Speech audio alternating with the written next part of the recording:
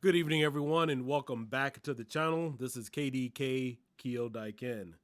So it's been some time now since I've really covered some of the basics with Retropie, and in particularly, we'll be looking at the most advanced base that Retropie currently has to offer, which is Supreme Ultra 1v1 and Supreme Ultra.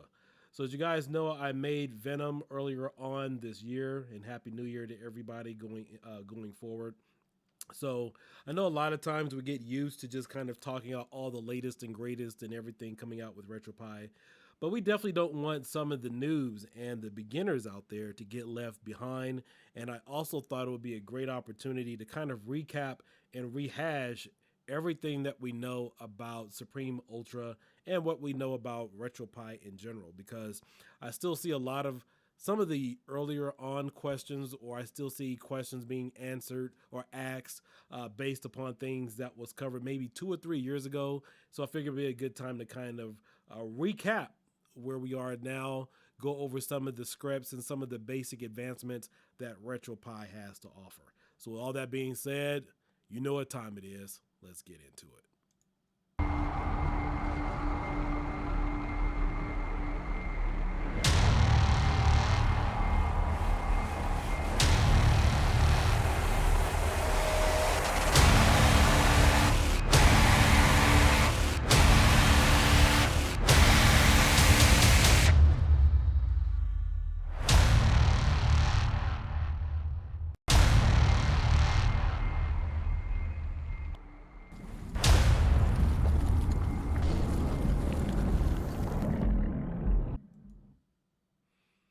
All right, so currently I am using my custom RetroPie build Venom, which is based on Supreme Ultra 1.0.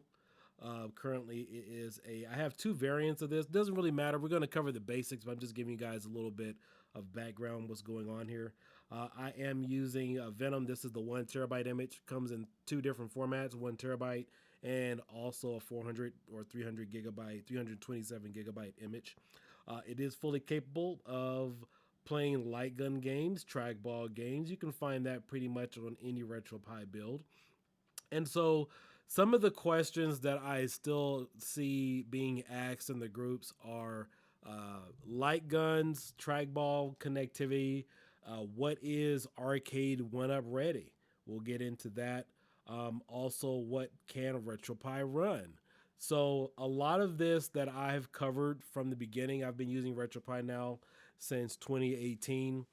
I still see asked on the channel. So again, we're just going to do a refresher, bringing you guys up to date, so that way some of you aren't lost in translation about what's already been covered. So let's take a look at our options. And also, for the sake of this video, I am using the brand new Pi 4 that is minimal clocked at 1.8 gigahertz. So it runs very similar to the Pi 4 8 gigabyte model, and I do have another video on this because there is a difference between all the Pi 4 variants. I will cover that in another video because it wasn't up until a couple weeks ago where I actually noticed the difference between the Pi 4 variants. So we are using the Pi 4 new Pi model, and I am using a SSD drive. So up until I think it was last year, summer or so, where SSD you could use a USB drive to boot. That was brand new, but primarily you could only use an SD card prior to that. And so, with all that being said, with Supreme Ultra, you will have a number of different scripts here. The one thing that I look for, or you should look for, using a RetroPie build is who has the most scripts and who can give me the best connectivity. Now, I know we all have our separate preferences, but for me, I look for scripts, which makes it more or less like a computer-based operating system, like a Windows operating system. And when I first came on the scene, I didn't know the Supreme team. I didn't know really a lot anybody, and I said to myself, "Well, gee, the Supreme bases should be the uh, catalyst for RetroPie images because it looks more or less like a Windows-based operating system with all the different options that they give you. And you won't find that anywhere else with a lot of different bases in regards to RetroPie. Now, there are different front ends for the Raspberry Pi 4, like you have Recalbox, Batacera, and several other ones out there. I haven't dibbled and dabbled too much with any of those. So at the very top, we have audio tools, which allows you to adjust all of your audio settings. You have your background music. Right now, I have the music playing very faintly, so you can't hear it. But if it was really loud, you don't typically want your background music to be on the same level with your other gaming sound, so you can adjust that and turn it down if you want. So we're just going to click on that. So there is a script here. So you could turn your background music at 100%, 75, 50, or 25. The nominal that I would suggest for anybody new to RetroPie, I would suggest 50%, maybe 25. If you are in a office or you have a small room, I think 50 to 25 is really good. So that way it's not too overbearing, which is something you don't want to have. You also have no audio for 1080p, 720p. There were some adjustments made in regards to getting some of the Vulkan drivers ready and some of the updates that RetroPie released several months ago. One of those were the Pulse audio drivers, which kind of caused conflicts with RetroPie in some regards. I don't remember all the details, but this will fix that here. If you go to no audio fix, try this, or no audio force 1080p and also 720p. So if you are having an audio issue where you can't hear any of your music or your sound, this will fix it and that will cover it. Basic info. This is where you would typically go to see how much storage space you have left on your RetroPie image. So if you only have a few gigs or a few megabytes, this will let you know. It also lets you know time and date, city, things of that nature. It also lets you know your temps at which you are currently running at. Now, when the Pi 4 first came out, the first variants, I know they've been fixed, but I believe they were running at somewhere around 80 degrees Celsius, which is really hot. I mean, that's yeah. I mean, it was really hot. But as you can see now, typically I am getting temps at around 39 degrees Celsius with the new Pi 4, which is so there's several different Pi 4s. You had the original one, then you had the Pi 4 with the USB C fix. That was the second one. And then now you have the new Pi 4, which has better overclocking speeds. And then, of course, you had the other variants of the Pi 4. You had the 2 GB, 1 GB, 8 GB model. And then, of course, you also have the Pi 400 as well. The 8 GB model and the Pi 4 4 GB model are the two that I recommend. Again, I said there is a difference with the 2 GB and the 1 GB model. I'm gonna cover those in some additional videos as well as the original Pi 4. But again, the USB-C fix that was made for, I can't remember the exact reason, but I know that the USB-C fix didn't. The original one wasn't brought up to standard, and the original guy who made that had some concerns about it as well. But that's all been fixed here, and so the basic info will give you all of your temps and everything that you can use with your Pi 4. And as you can see, right now my Pi 4 is temperature is at 36 degrees. Some of you may, even though I do have a good case, typically some of you may see temps at around 45 degrees Celsius, maybe 50. But the newer one gives you better cooling and better stability and things of that nature. So we will cover that in another video. And as you can see there is the logo for Supreme Ultra. Again, this just gives you an overall idea about what you are overclocked to, or if you're running at a stock setting for power. So that definitely helps with all of that being said. Controller tools. We have joystick selection. I don't typically mess with any of these too much. You have your light gun for aim track. So some of you have asked in regards to Pistolero and other RetroPie images. Why is this on here if the aim track gun doesn't work for the Pi 4? I mean, it does in some regards with console games because the emulators are different. But if you guys have followed my other videos, aim track doesn't work for the arcade ROM set. It was made for, well, the script that this was made for was made to work for MAME for All and Advanced MAME 1.4. Those two emulators are no longer needed for RetroPie. So you use MAME 2003 and then, of course, 2016, 2010, and then, of course, other emulators as well. But this was all made as part of a script pack, so they just kept it on here. It wasn't actually earlier to this year, I think February or so, when I found out aim track, it doesn't even support Linux. That was all community based. And please keep that in mind that everything that you see here, the majority of what you will see here actually, is all community made. Somebody volunteered their time, a hobbyist working in their garage, whatever the case might be, made all of this stuff. So this is not one of those, hey, I'm gonna call this company, this image maker over here released all this stuff. Who do I complain to? This is all community based. People doing this on their free will or their free time, not getting paid. Keep that in mind. So a lot of these scripts were migrated over from the Pi 3B days to the 3B Plus, and then of course made it over to the Pi 4. You have reset controllers. So let's say right now I have my controllers loaded, but let's say if I wanted to gift this to somebody or wherever, you want to make sure you reset your controllers so that way that screen pops up to set up your controllers the first time. You want to make sure that pops up so that way you can reset everything and set up controllers however you want. Because trust me, it is a pain to take an existing image that has pre-existing controls, give it to somebody to try to set it up, and then now you have a PlayStation controller or something else, and you're struggling trying to figure out what button is what, or using the keyboard trying to figure it out. It could take you hours to do it. So that's what the reset controllers actually does. We also have the send in lightgun script. Now it does work for all the images in regards to Supreme Ultra. Now, keep in mind, a lot of image makers have added this, but they don't have the actual hardware to test it. Now, some people have asked me, like, hey, Keel, do you support your images and stuff like that? Yeah, I do, but keep in mind, this script was applied by the Sendin team, the Sendin company, Sendin Lightgun. So even though a image maker or dev may go ahead and install the software for you, sometimes they can't verify it, but keep in mind that is not their property. That is not a script that they made. This is something given to the community. And so it prevents you from having to go through additional steps to add the software yourself. So again, you still have to configure it. Now, the only problem with the sending software, it has to be updated manually. So this is Venom. I released this in January of this year, and I think I've updated it now with the updates. I might do a video on that. There's been some things going on in the sending community or whatever, but this can be updated if you have the script already added. You have to update it manually. There is no GitHub. There is no GUI for sending. You got to do everything manually to fix it. Now, I'll get into that a little different. I'm just going to walk you guys through this. This is for the Zenmo controller joypad.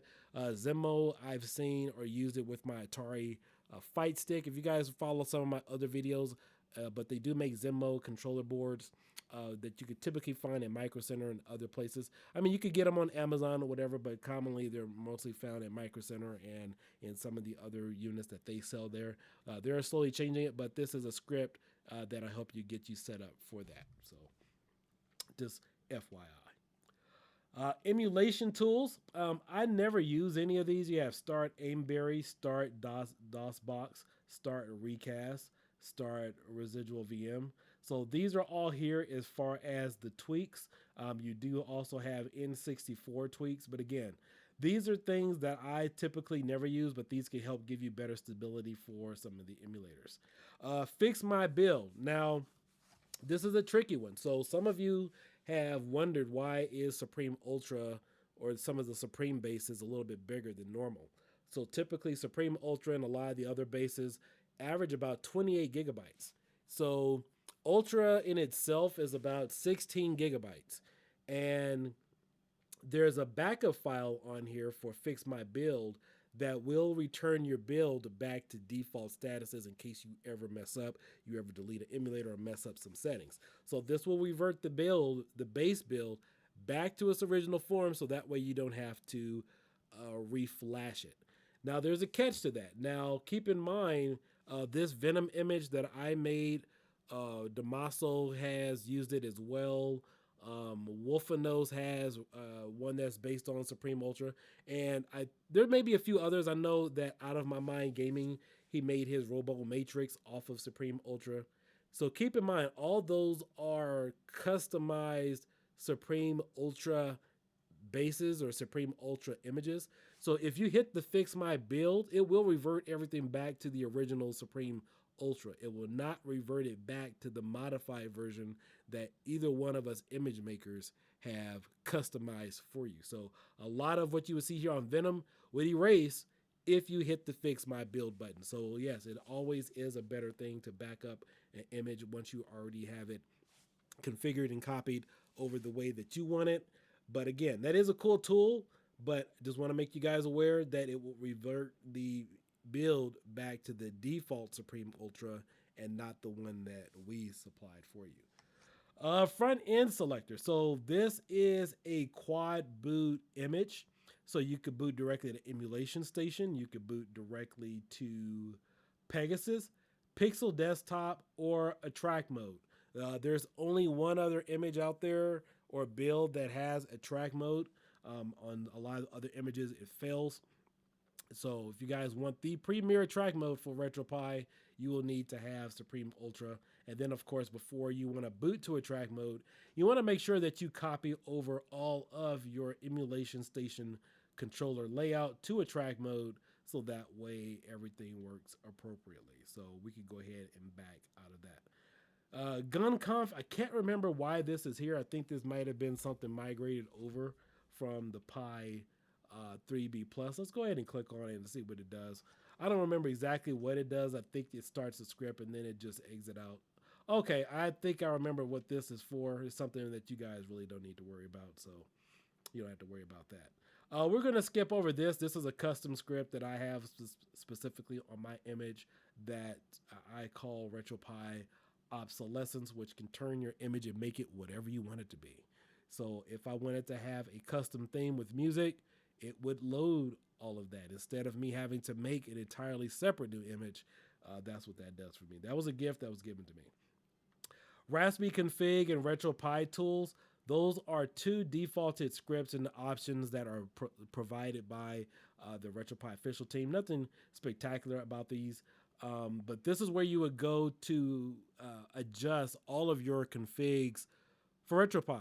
So if I want to adjust the overall resolution, you know what? Let's go ahead and take a look at it really quickly since this is a beginner's informational tutorial. So we have our system options here. So this is where you go to set up your wireless connection, your audio, your password. You want to turn off or on your splash screen. So these are just some additional settings that you typically don't have to go into.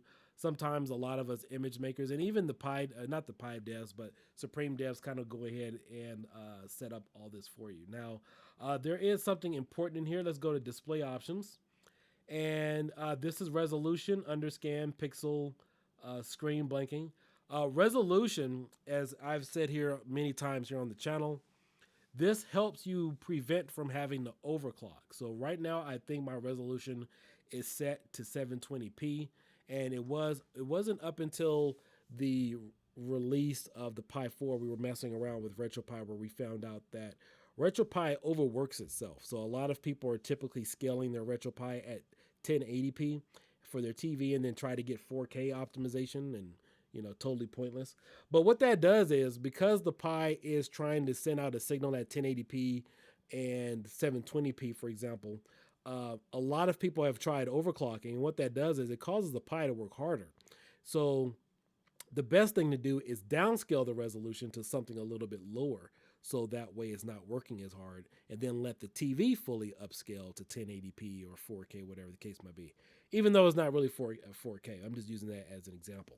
And so what that does is it prevents the Pi from having to overwork itself, so it's using all that additional power for the emulators so that way it can give you better optimization. So a lot of times where you guys have seen poor performance in N64, well, that's because the TV and the Pi is outputting at 720p and not 640 by 480, and then let the TV blow it up or upscale it so that way it's giving you better optimization. So that's how you get better optimization on Nintendo 64, and that's how you make a better Pi image so that way it's not working harder. You have all these settings that you can adjust here. And then some of these settings too, like the resolution, can be added or fixed on the emulator side. So we also have interface options here. I'm not going to get into all these. You guys can check these out on your own time. And then, of course, you also have advanced options as well. You can expand your file system. If you ever have to do this, that means the person who gave you the image or the build didn't properly Pi shrink or whatever. Honestly, at that point, I'd probably just bounce out and just go find something else.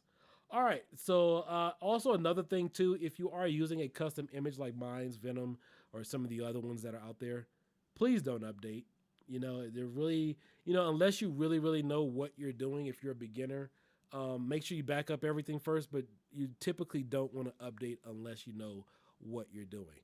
The only thing that I would typically suggest doing is updating the emulators. But again, unless if you're happy with the image, don't update. And in some cases, some people won't tell you this because there are a lot of Retropie images that are still out there.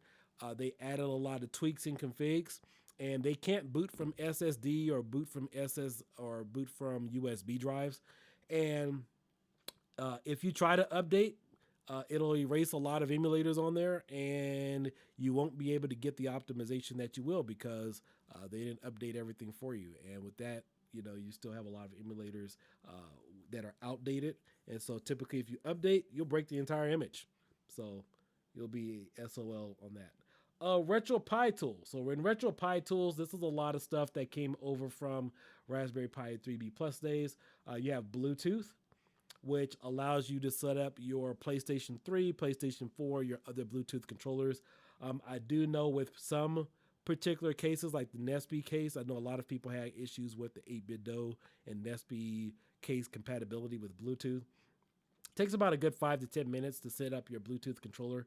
I was talking to somebody today, but if you use, let's say, a Chronos Zen or Titan 2 or Chronos Max or something else like that, that's an adaptive gaming controller. You can set up your Bluetooth controller in literally like 3 to 5 seconds. So, but again, this is the setting you go to set up your Bluetooth controller and a number of other devices out there as well.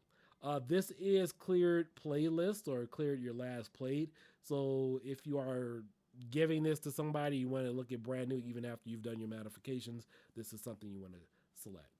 Emulation station or ES collections, you also have that for your game list. You can also go to your game list here.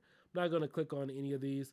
GPIO shutdown, this is made for cases that use the GPIO shutdown script, so you have that built in as well. All right, next we have the overclock script. Now, I'm sure all of you are kind of maybe familiar with what overclocking is, especially if you have a PC. But overclocking allows your Pi to get more power out of what it can do. Typically, I believe the Raspberry Pi 4 runs at a defaulted speed of about 1.6 gigahertz, and you can, of course, overclock it to, I think, 2 gigahertz is the highest. I know with the new Raspberry Pi 4, I've gotten it up to about 2.1, 2.2 gigahertz, somewhere around that.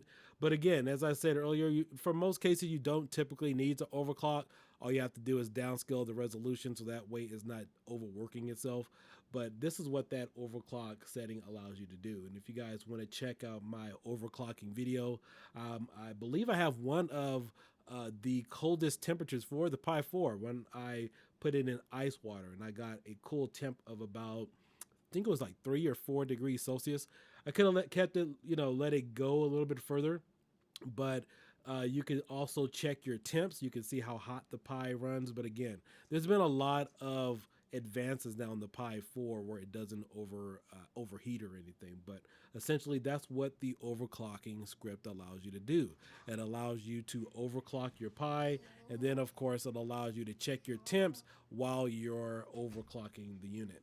Now you can't see your temps or anything of that nature while you're playing, but again, it does give you a reference point to let you know what's going on with your system. Next, we have reference. Now, I've only used this a couple of times, but I find it extremely helpful, especially if you are a beginner. What this tool does is it lets you know what your buttons are for emulation station, Retroarch, and lets you also know your ROM information. So we're going to go ahead and click on emulation station here. And as you see, this is just simply an overall reference of how emulation station works. You got your D-pad, your start, select, A, B, X, and Y, lets you know what your buttons do, or lets you know what the buttons do for the front end. So for example, your Y button is your favorites, B button is back, A select, and then of course you have select for options. So you guys can play around with that. It's easy navigation because those are the same buttons that you have to set up when you first start. Retroarch, we also have some additional options here. It lets you know all the additional key commands you can use to either get out of the system or shortcut keys. So for example, hotkey select and X pulls up your RGUI. That's your hotkey button there. I know it says here hotkey button is your whatever your guide button typically is what I have it set up, but you hit your hotkey and X, that brings up the RGUI menu for your Retropie, and then selecting B resets the game, selecting start exits the game. So it gives you a number of different options for emulation station while you're gaming. Emulator and ROM, so I'll let you know here which emulators are installed and being used. So this is also just some good additional information. It's just why they call it a reference menu. All right, Retroarch. This allows you to go in. You could download additional themes. You could download additional or update your emulators as well. You could also take a look at your core. This overall view lets you know what's going on within RetroArch. So this is typically the same type of GUI menu that you would look at when you are gaming, when you hit select an X, or your hotkey in X rather. And then of course you can select all your buttons and access your dip switch settings and things of that nature. RetroNet Play.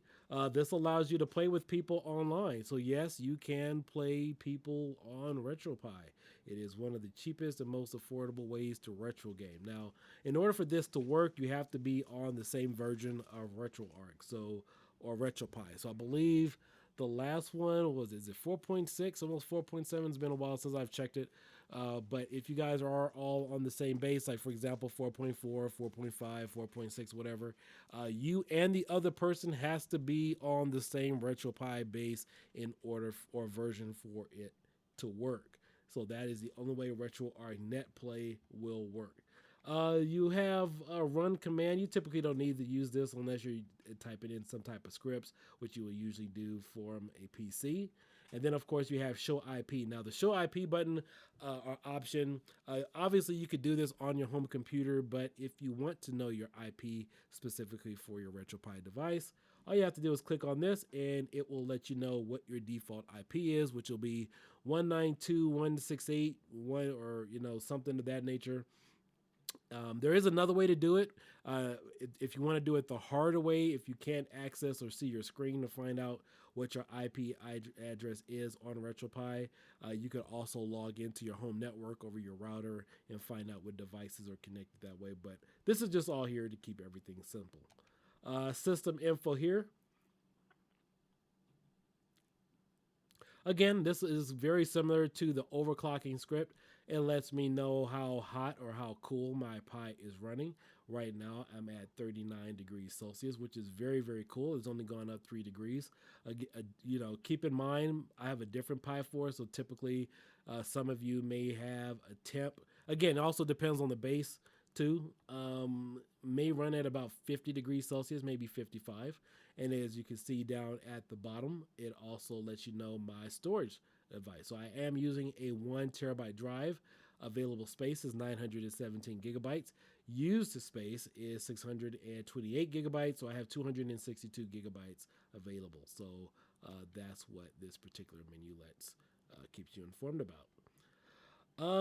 The USB extension, this is if you want to add additional hard drive or something to the device. And then, of course, you have your Wi-Fi here. So if you are trying to connect to Wi-Fi, you can also set it up that way. So those are just some of the basic things there that you can see. Supreme Team Online Toolkit. This lets you update to the next version, as well as additional scripts. I can't think of anything here that you would typically need to add right now through the Supreme Online Toolkit. But if there is a fix or an update, usually the Supreme team will update, or they have their own additional service, which you would have to go through this way, and it will update your build. Visual tools, we're not going to get fully into this, but the visual tools is another key thing that every Retropie image should have. And again, this entire list of everything that I'm showing you guys is what separates a build from somebody else's build or an image from another image. You have the bezel project. For those of you who have arcade cabinets, I highly suggest just deleting it, because a lot of arcade builds or arcade cabinets don't need the bezel project. So the bezel project was originally made back in the Raspberry Pi, I think, the original Retropie days, even before I came along. And so typically Retropie was primarily used on TVs. And so as you guys all know, primarily we're using 16 by 9 TVs. We're not using 4x3s or CRTVs for the most part. And so this came in really handy. So when you're playing on a 4x3 arcade game or console, and you have all those black bars on the side of the screen, the Bezel Project would have additional artwork that would cover that up. So that's why the Bezel Project exists. Now, since the dawn of the home arcade explosion, I've found out that more recently, most of us really don't need the Bezel Project anymore. And I think from the last time I've really played around with it, it takes up about a good, maybe a gig or 2 gigs worth of space on your RetroPie image. So primarily, I would delete them if you are using a RetroPie image specifically for a arcade unit. You don't really need it unless you have some unorthodox RetroPie arcade image, like maybe using a 32-inch ultra wide monitor or a 16 by 9, something like that. But other than that, you typically don't need it. I usually fill up my own screen, so that's why the Bezel Project exists. This whole pack was made primarily before RetroPie was more or less being used for arcade cabinets. Then, of course, you have bezels. You can add or remove bezels. You also have emulator output. Let's click on this one. I don't think I've ever used this one before.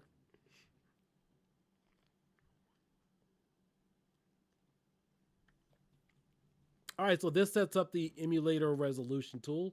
I'm not going to mess with any of this because there are additional options that are embedded within the system, but this will let you change the additional output resolution for every emulator. Now, as you can see here, this is something I would not recommend unless you're maybe using the Vulkan drivers, but N64 720p video output to 1080 to 720.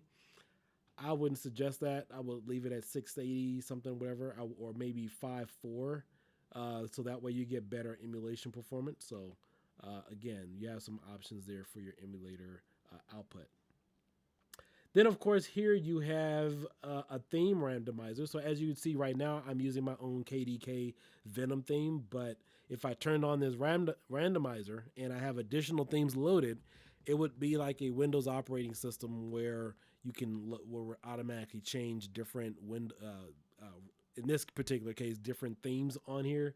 So instead of this one, every time I would reboot or restart, it would load a different theme on there. So just another little touch that you guys can have. Here you could download additional emulation station themes if you want to do that. I'm not going to do any of that right now. And then, of course, we have Hursty Themes. He's a guy who's made a lot of themes, the majority of themes for RetroPie. So he has his own separate script here where you could download his particular work that he's used. Let's see, launching screens. Those are video launching screens. So for those of you who have, you know what, that's not splash screens. I'm sorry. Launching screens is usually only unique to Supreme stuff. You typically won't find it on any other base. So that's another good way to find out if you are using a Supreme based image, even if it's been heavily modified. Typically, launching screens has only been made for Supreme stuff. So this is the video or photos that would typically play, or actually, I'm sorry, videos that would play right before you start a game. So if you guys have seen like launch a game, let's say you're playing Super Mario and you see a cool video play before the game starts, that's what this allows you to do. Overscan on or off. This allows you to have the image of the RetroPie display, as you can see, fully fit on your screen. Now, in some cases, maybe you guys have seen some of my videos or I've seen it on my TV where this image would be overlapped or it's maybe hanging off to the far left side of your screen. That's what the overscan option does. It allows it to fill up your screen entirely with the overscan option. Now, moving on, we have the Raspberry Pi or Raspberry Video Output Script. Now, definitely want to make sure we talk about this one. In fact, you know what? Let me go back so we can really hammer on this topic. But this is the Raspberry Video Output Script. This was thought of by a guy named Level One Online, and then two guys. What was his name? We're Dirty Gaming and Pi Nation made this script. So pay attention to this script because I've had somebody try to tell me differently about what arcade one up means, but this script means arcade one up ready. So anytime you see a image, claim that it is, or if you even watch some of my other videos, say, hey, this image is arcade one up ready. This is what makes it arcade one up ready. And I'm going to show you guys here in just a minute. Primarily back in the day, you had to go through and manually adjust your resolution by putting your SD card into your computer and then using the hashtag to change your resolution. However, they created this additional script so that way you didn't have to do any of that mess. So as you can see here, you can automatically force 720p or force 1080p. Force 1080p is really good for a lot of older monitors that can't see some of the higher resolutions, and all you do is get a black screen when you get ready to boot. But as you can see, primarily this script was made for Arcade One Up because they had that distinct 5:4 arcade ratio. So that's what this script was originally made for, was to force the 5:4 aspect ratio. In fact, let me see something here. We enable auto detection. You also have that on here as well, so that way your image will automatically be detected on any type of monitor. So that's something you always want to make sure that you have on. But again, this is what, anytime you see any type of advertisement or whatever, this is what it means by arcade one up ready, is having this video output tool here, because this way you can go ahead and set it to an arcade one up 5:4 ratio. Now I know with the newer generations with arcade one up, they no longer use 5:4. I believe they're using what, 4:3 now. But again, I just want to make sure I expound on that, because somebody had a back and forth with me about what arcade one up ready meant. Means that they thought it was already set for 5:4 aspect resolution. No, just having this script on here, which anybody can add to any build or image, makes it arcade one up ready. Remove media. You can delete some ROMs and other media that you don't want on here. Retropie tweak. Let's go ahead and click on that, see what this does. Again, this is stuff that I typically myself don't touch on too much, but enable Supreme Retropie in. Oh, I see. Okay, I remember what this is now.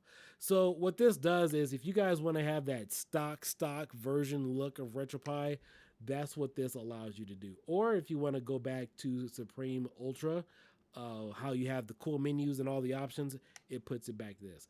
I'm not going to use it, but however, if you ever wanted to switch back and forth, if you just wanted that manila version of Retropie, you could hit this button and it hides everything in the background and then returns it back to normal. Now, again, it doesn't delete everything. That's why, again, as I said earlier, that's why Supreme Ultra is 28 gigabytes, is so it can hide some of the things. It has all those additional options. So again, that's just to have you guys give you better customizations. You have your shaders here. You have skyscrapers, splash screens here. Your splash screens are your intro videos. Most of this is added by or on the PC over your network, but that's what your splash screens do. Supreme Marquee Tool. You'll only find this on Supreme Ultra and Supreme stuff. Now, there was an original marquee tool, but however, it's been heavily modified to have your marquee. Again, anything regarding Supreme Ultra and the marquee stuff you can find in my playlist. You won't find a more dynamic set of tutorials explaining everything there. But the marquee tool allows you to play videos on your marquee, or if you want to have still photos, or have particular videos playing while you're playing a game. That's what this marquee script does. And so it was first made by the Supreme team, who coded it and got it working correctly. And that's one of the reasons why a lot of people waited for Supreme Ultra last year, was to not only get this image, which was the first image to boot on the Pi 4 8GB model, but so they could also use this marquee script for their additional TV or for their marquee. Video loading, that is another Supreme exclusive with Retropie. Again, these are videos that would typically load right before you play a game. And then you also have video smoothing script, which also smooths out the frame rate from your games. So all in all, I think that is all the options here about what really makes a image, especially for the new people out there coming into RetroPie, trying to get an understanding about what are some of the differences between the bases and the images. But this distinctively separates the image from everybody else's. Now, I have some personal configs that I've added to some of my other images. Now, in reference to Supreme Ultra 1v1, which is really new, and it's always been here for a while. Keep in mind that Supreme Ultra 1v1 runs with a 64-bit operating system in the back end. So that way, that's how you're able to play Dolphin, use the Dolphin emulator as well as a couple of other, like GameCube, for example. You can launch that directly from the desktop with Emulation Station. They were the first to offer that with the Supreme team here. Additionally, you also have Pixel Desktop, has you could turn on the 64-bit OS. You could do that on either one of the Supreme bases here, but these are available features which are usually not talked about too much. Again, I've covered these maybe a year, maybe 2 years ago with Supreme, with the other Supreme images. But again, we don't talk about it too much. You don't see about it. You see too much about it. But it does have a 64-bit Pixel Desktop running in the background if you guys ever wish to enable that. Let's see here. What else do we have here? But all in all, this is my custom image that I did make. I know Supreme Ultra 1v1. Damaso didn't work on that. I know that he didn't release. He had released a version of Supreme Ultra 1.0, but he added the Mugen script. Now that's another thing that is in Ultra 1.1, which has been released to the public as of last week, is that it already has that script built in. Now the cool thing about, I'm sorry, not Mugen, but the Wine script. Well, it does have Mugen games on it, the one that Damaso released. However, the cool thing about Wine is it lets you run additional PC based applications outside of Retropie. So I have old PC games like Command and Conquer Generals, Counter Strike, uh, some of the old basic stuff that used to run like on Windows 98, stuff like that. You can take those applications and those old .exe programs and run them now with Retropie using Wine 86. I'm sorry, using Wine. I'm sorry, but yeah, that's overall the full breakdown for RetroPie for a lot of new people just getting in. I'll probably do some more follow up tutorials, just kind of walking you guys through everything as far as setup. But that is the most crucial part, is just understanding all the scripts, why they are there, why they are here to help make your life a lot better, give you guys ease of use. Like I said, we've covered a lot of this in the past, but it's always good to do a refresher, kind of come back to some of the basics and talk about these things. I still see a lot of questions where people are asking about, again, what is RK1UP ready? Send in aim track. As far as light guns right now, the best light guns that I would personally recommend if you guys are just looking for something that is quickly plug and play compatible, I would recommend the AE light gun and the Gun 4 IR. Right now, those are the best possible light guns. You can also use the Dolphin Bar, which is what a lot of people use before the whole light gun phase started to come out. That works really well. That works with Bluetooth connectivity and infrared. And you could also use that as a controller too if you are using the Dolphin Bar. Another thing that you can also keep in mind too when using a RetroPie image is make sure that you do a little testing with it. Make sure you have some understanding about all of it. I know for a lot of you new people coming in trying to understand some of this, it is a little bit of a learning curve, but it is really fun to kind of get into it and kind of dissect it a little bit.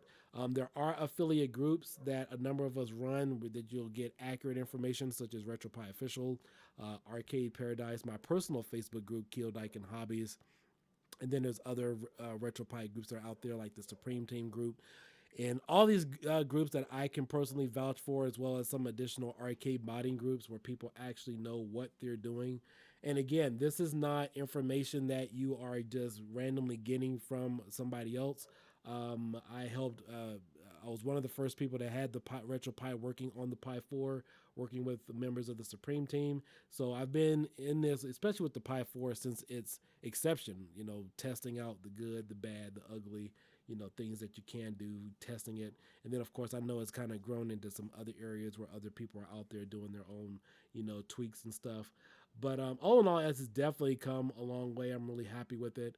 I know I've spent a lot of time making tutorials and videos, but that was because I was testing a lot. So I was like, well, who better else to make videos when, you actually have a lot of this stuff and you can, test a lot of the configuration and see how it really performs, with different Pi models.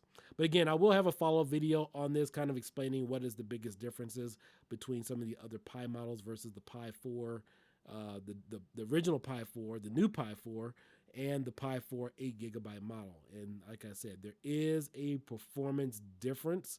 I still see people suggesting the 2 GB model, and yeah.